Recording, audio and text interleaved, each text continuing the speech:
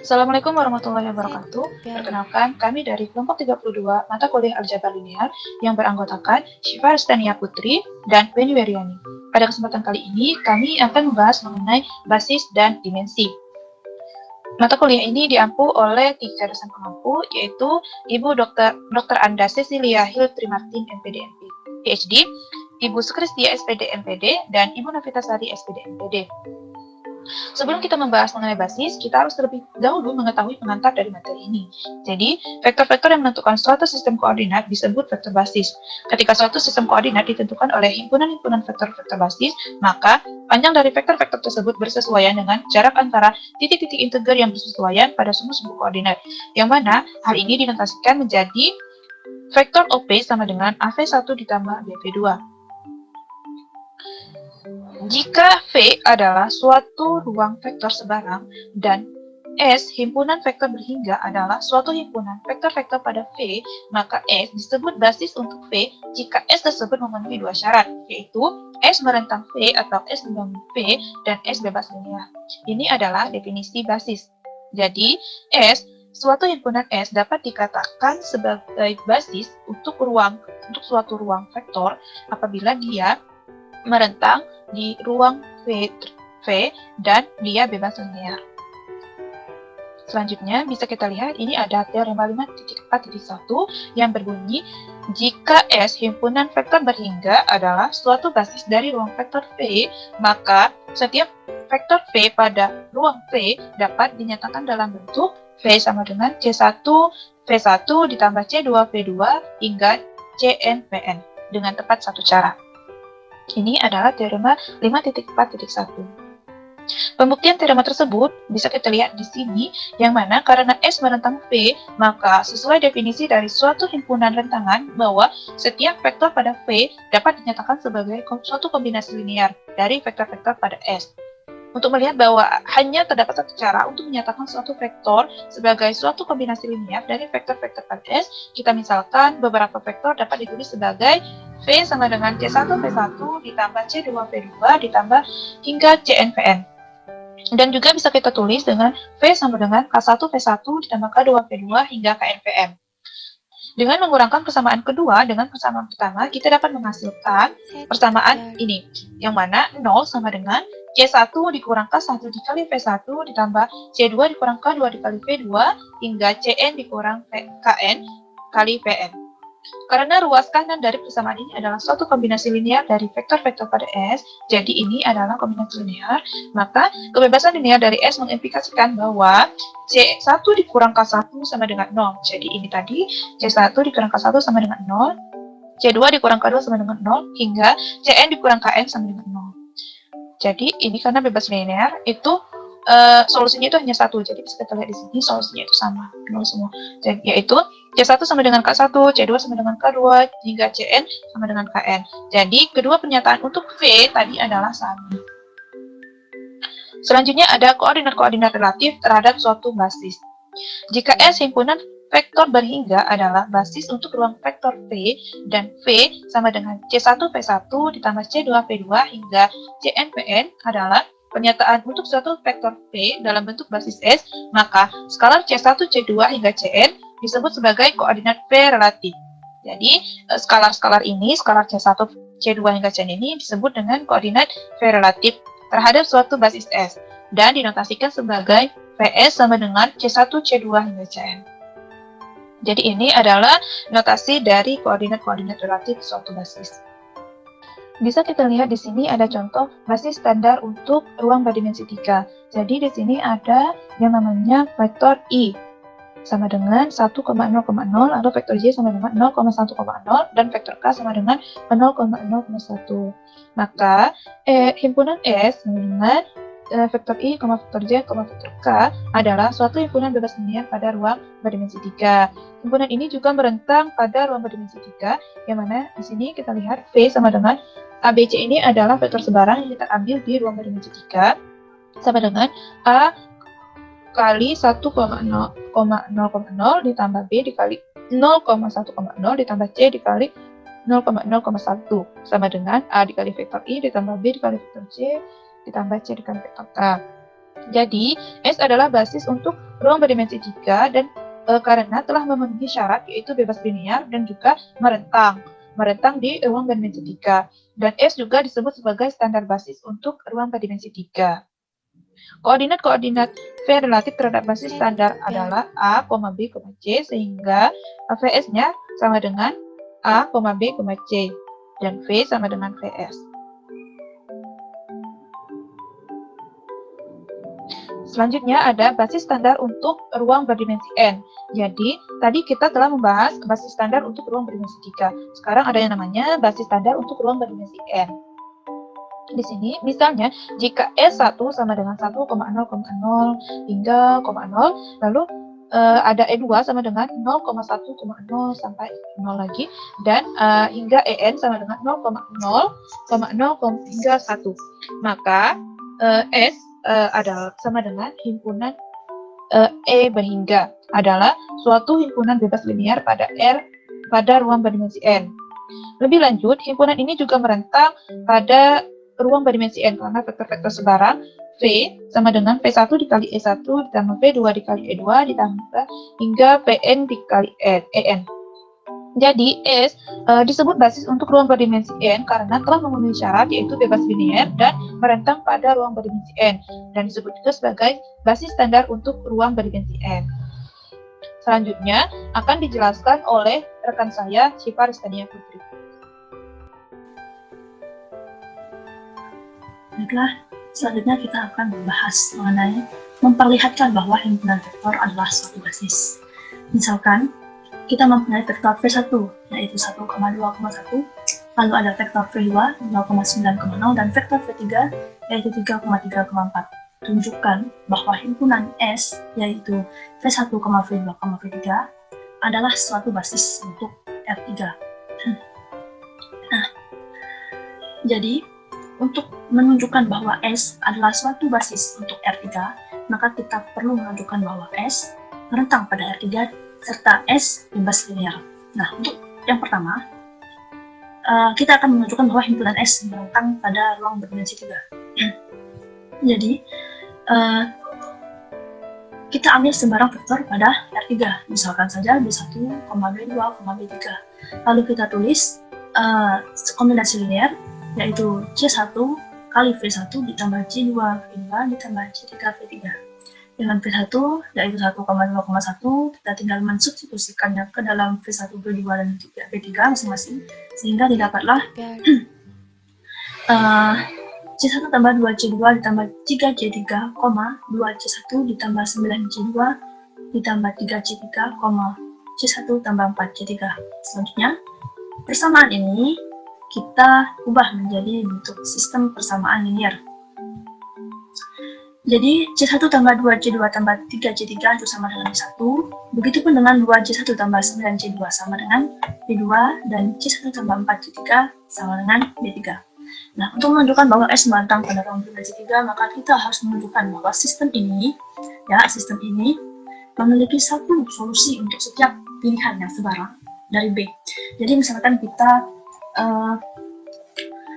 kita pilih B1-nya itu 4, B2-nya 5, dan B3-nya adalah 6. Lalu kita lakukan operasi baris elementer sehingga didapatlah C1-nya itu 22, C2-nya adalah -3, dan C3-nya -4. Nah, hal ini menunjukkan bahwa S merentang pada ruang berdimensi 3. Selanjutnya kita akan membuktikan bahwa S bebas linear. Dan untuk menunjukkan bahwa S bebas linear, maka kita harus menunjukkan bahwa satu-satunya solusi dari C1 V1 ditambah C2 V2 ditambah V3 C3 sama dengan 0. Jadi, yang setiap B1, B2, dan B3 tadi kita gantikan nilainya dengan 0, sehingga menjadilah sistem persamaan linear homogen. Dan sama seperti sebelumnya, kita cari masing-masing C1, C2, dan C3 yang memenuhi sistem persamaan ini. Nah, dan ketika dilakukan operasi baris elementer, didapatlah C1-nya sama dengan 0, C2-nya sama dengan 0, dan C3-nya sama dengan 0. Sehingga S itu adalah suatu basis untuk R3. Nah, di sini saya juga ingin menunjukkan bahwa terdapat cara lain untuk menunjukkan bahwa S adalah suatu basis untuk ruang berdimensi 3. Caranya adalah dengan menggunakan determinan. Jadi dari sistem persamaan linear yang telah dibuat, kita temukan matriks koefisiennya dan kita cari determinannya. Nah, nilai determinannya itu haruslah tidak sama dengan 0, baik untuk yang merentang pada R3 maupun yang bebas linear. Jadi, kita dapatkan matriks koefisiennya ini adalah 1, 2, 3, 2, 9, 3, 1, 0, 4, dan determinannya adalah min 1. Ini artinya tidak sama dengan 0. Nah, ketika determinannya itu tidak sama dengan 0, artinya sistem persamaan linear ini memiliki, maksud saya, matriks ini memiliki inverse. Dan ketika sistem persamaan linear homogen memiliki inverse, maka dia memiliki solusi trivial atau solusi tunggal, dalam hal ini adalah 0. Sehingga S itu bebas linear. Nah, untuk S yang merentang pada R3, itu sama juga. Ketika determinannya itu adalah tidak sama dengan 0, maka sistem persamaan linear untuk sembarang A, B, C, D itu memiliki solusi untuk masing-masing setiap A, B, C, dan D. Nah, jadi dari beberapa cara tersebut, tentulah bahwa S itu adalah basis untuk ruang berdimensi 3. Nah, selanjutnya kita akan mempresentasikan suatu vektor dengan menggunakan dua basis. Misalkan S adalah satu himpunan yang terdiri dari vektor V1, vektor V2, dan vektor V3 adalah basis untuk ruang berdimensi 3. Maka A. Tentukan vektor koordinat dari vektor V 5,1,9 dalam S dan tentukan vektor V pada ruang berdimensi 3 yang vektor koordinatnya dalam basis adalah min 1,3,2. Kita selesaikan dulu nomor A. Jadi untuk mencari atau menentukan vektor koordinat itu sama saja dengan kita mencari skalar-skalar dari setiap C1, C2, dan C3. Nah, sebelumnya kita tulis dulu ke dalam bentuk kombinasi linear. Jadi 5,1,9 sama dengan C1. Nah, V1-nya tadi sama dengan contoh sebelumnya, yaitu 1,2,1, V2-nya 2,9,0, dan V3-nya 3,3,4. Lalu kita operasikanlah yang ruas sebelah kanan ini. Lalu setelah itu kita ubah bentuknya menjadi sistem persamaan linear. Sehingga menjadilah C1 tambah 2C2 tambah 3C3 sama dengan 5, 2C1 tambah 9C2 tambah 3C3 sama dengan 1, dan C1 tambah 4C3 sama dengan 9. Nah, selanjutnya kita selesaikanlah sistem persamaan linear ini. Dengan menggunakan operasi baris elementer, maka kita mendapatkan C1-nya ialah 1, C2-nya min 1, dan C3-nya adalah 2. Sehingga vektor koordinat dari V sama dengan 5,1,9 dalam S adalah 1,1,2. Nah, selanjutnya kita mencari penyelesaian nomor B. Nomor B ini tentukan vektor V. Vektor V, dia minta vektor V pada ruang berdimensi 3 yang vektor koordinatnya. Nah, berbeda dengan nomor A. Ini nomor A ini sudah diketahui V-nya. Sedangkan yang B ini kita disuruh mencari vektor V-nya. Jadi, vektor koordinat untuk yang pada nomor B ini adalah min 1,3,2. Selanjutnya, yang vektor ini bisa kita tulis dalam suatu kombinasi linear. V sama dengan min 1 V1 ditambah 3 V2 ditambah 2 V3. Lalu kita substitusikanlah setiap V1, V2, dan V3 ini, lalu kita operasikan sehingga menghasilkan V-nya itu 11,31,7. Oke, selanjutnya kita akan membahas mengenai basis standar untuk matriks berordo M kali N. Jadi, misalkan matriks yang pertama terdiri dari 1, 0, 0, 0, matriks 2-nya 0, 1, 0, 0, matriks 3-nya 0, 0, 1, 0, dan matriks 4-nya 0, 0, 1. Himpunan S merupakan himpunan matriks yang terdiri dari M1, M2, M3, dan M4 adalah basis untuk ruang vektor ruang berdimensi 2 yang terdiri dari matriks ukuran 2 kali 2. Nah, jadi misalkan kan kita ambil sembarang matriks di ruang vektor berdimensi 2. Misalkan kita ambil A, B, C, D. Lalu kita tulis sebagai kombinasi linear, matriks tadi sama dengan M1 kali K1. Nah, K1 tambah K1-nya ini ibaratkan tanda panah, ditambah tanda panah, maksudnya tanda tanya kali matriks M2 ditambah tanda tanya kali matriks M3 ditambah tanda tanya kali matriks 4. Nah, kita carilah masing-masing nilai skalar ini yang tanda tanya ini sedemikian hingga yang ruas kanan ini sama dengan ruas kiri. Nah, didapatlah A, B, C, dan D sehingga S ini merentang. Nah, selanjutnya untuk menunjukkan bahwa S bebas linear, maka kita tinggal ubah saja matriks A, B, C, dan D jadi menjadi matriks 0. Lalu kita akan mendapatkan solusi yaitu A sama dengan B sama dengan C sama dengan D sehingga S bebas linear. Nah, ini adalah basis standar untuk matriks yaitu M kali N. Selanjutnya kita berlanjut ke dimensi ya. Jadi terdapat definisi suatu ruang vektor tak nol V disebut berdimensi terhingga jika terdiri dari himpunan terhingga vektor V1, V2 sampai dengan Vn yang membentuk suatu basis. Jika terdapat himpunan semacam ini, maka V disebut sebagai berdimensi terhingga. Selain itu, kita akan menganggap ruang vektor 0 sebagai berdimensi terhingga. Beberapa contoh yang sudah kita bahas sebelumnya itu adalah contoh ruang vektor yang berdimensi terhingga. Nah, selanjutnya, teorema ini akan memberikan kunci dari konsep dimensi. Misalkan V adalah suatu ruang vektor berdimensi terhingga dan himpunan vektor V1, V2 sampai Vn adalah basis sembarang. Maka A, jika suatu himpunan memiliki vektor lebih dari N, maka himpunan tersebut bersifat tidak bebas linear. B, jika suatu himpunan memiliki vektor kurang dari N, maka himpunan tersebut bersifat tidak merentang V. Nah, selanjutnya teorema ini akan kita buktikan. Dan untuk teorema yang bagian A itu sudah dibuktikan pada sebab sebelumnya mengenai kebebasan linear. Dan selanjutnya kita akan membuktikan poin yang B. Jadi untuk membuktikan yang B, misalkan S aksen adalah himpunan sembarang yang terdiri dari M vektor pada V, di mana M kurang dari N, di mana vektor kurang dari N kurang dari N. Kita akan menunjukkan bahwa S aksen tidak merentang, tidak merentang pada V. Nah, untuk pembuktian ini kita lakukan dengan kontradiksi. Jika S aksen merentang V, maka setiap vektor pada V adalah kombinasi linear dari vektor-vektor pada S aksen.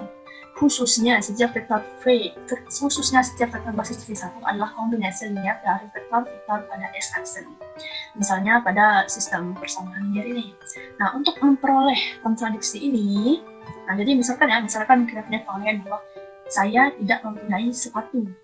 Nah, untuk menunjukkan bahwa saya tidak mempunyai sepatu, maka saya harus menunjukkan bahwa saya mempunyai sepatu, dan hal itu harus dikontradiksikan sama dengan ini S aksen tidak merentang V. Maka kita buktikan dengan kontradiksi S aksen merentang V, dan S aksen merentang V ini harus kita kontradiksikan, sehingga untuk memperoleh kontradiksi ini kita akan menunjukkan bahwa terdapat skalar K1, K2 sampai dengan Kn yang tidak semuanya 0. Sedemikian rupa sehingga menjadilah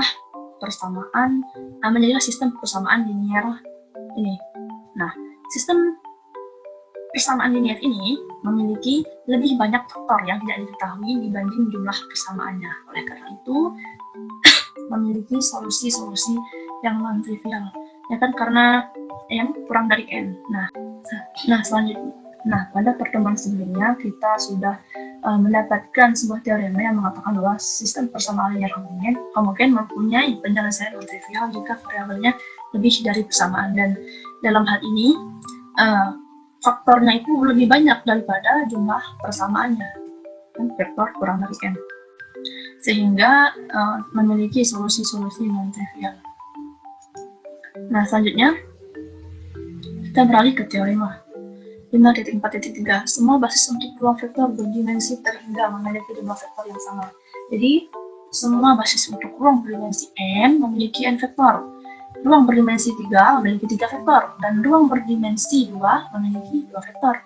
Dan setiap basis pada L, ruang berdimensi 1 memiliki 1 vektor.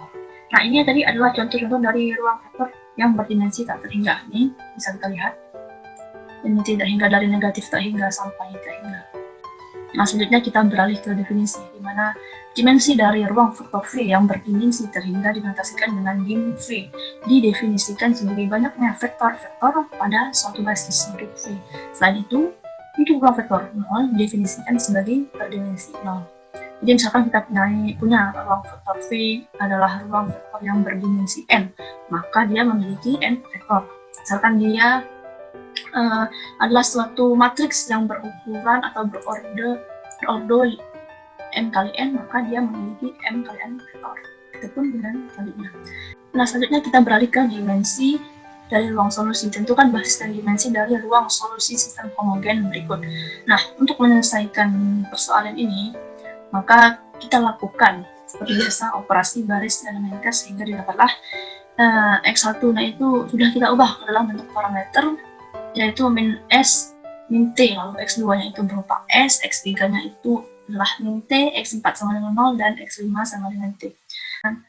Lalu kita ubah menjadi bentuk matriks X1, X2, X3, X4, X5 sama dengan, kita tulis kembali, min S min T, S min T, 0, T. Lalu sama dengan min S, S, 0, 0, 0, ditambah min T, 0, min T, 0, T. Sama dengan S kali matriks, ya, min S berarti min 1, S berarti 1, 0. Supaya jadi 0 berarti S di sini harus 0, 0, 0 ditambah T. Supaya dia jadi min T, maka ini harus min 1. Supaya ini jadi 0, maka ini harus 0. Supaya ini jadi min T, maka ini min 1, lalu 0, 0. Yang menunjukkan vektor-vektor V1 sama dengan min 1, 1, 0, 0, dan vektor 2 adalah min 1, 0, min 1, 0, 0. Merentang ruang solusi. Nah, selain itu, dia juga bebas linear. Karena ketika